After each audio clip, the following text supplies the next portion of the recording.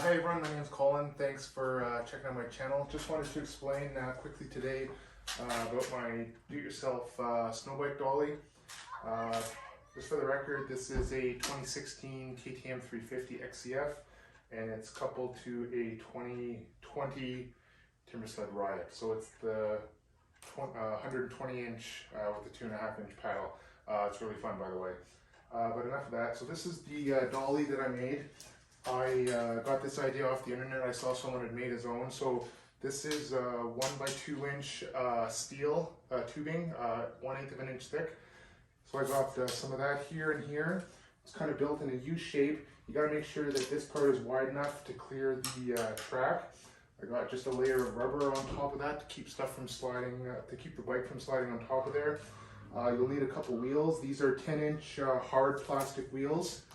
They have a 3/4 of an inch axle opening. So this axle across here is 3/4 of an inch threaded rod.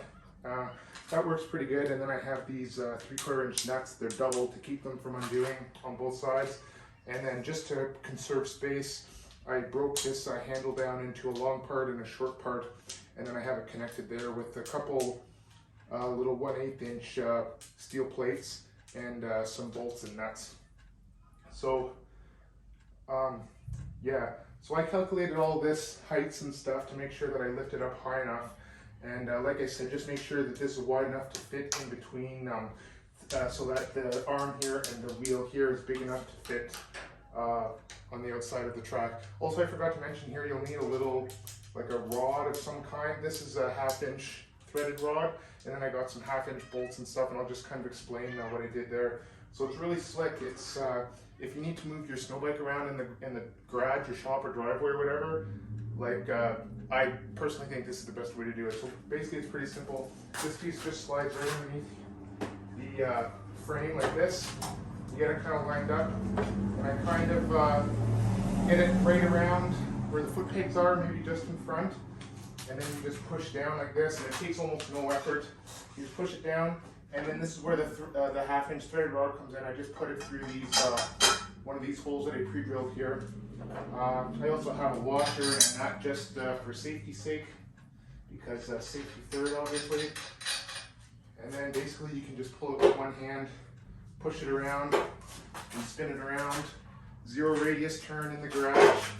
Honestly, if you're short on garage space or you're trying to find a way to move your snow bike around, either buy one of these or make one yourself if you have access to the materials and a welder or something like that. I'm not a welder, but I had access to one, so this is my first ever welding project. Turned out okay, and it's really awesome. You can warm up the track here, you can spin it. It balances almost perfectly right where it is. And like I said, it's the best thing since sliced bread. I'll just bring this rod up just to show you some detail there. Take this off here.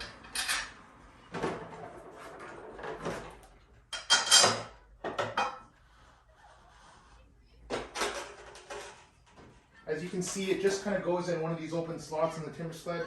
Some of the other brands, I don't know if they have that, but the Timber Sleds mostly have these slots here. And then just to keep from scratching stuff, I just took some shrink tubing and put it over top of this side, and I welded that washer on there just to keep it in place. So that's the way I make it work, and it seems to work pretty good for me. So yeah, if you have any questions, just send me a message down here, and I'll get back to you. So it's really not that difficult if you're all semi-handy and want to save yourself quite a bit of money. Go for it.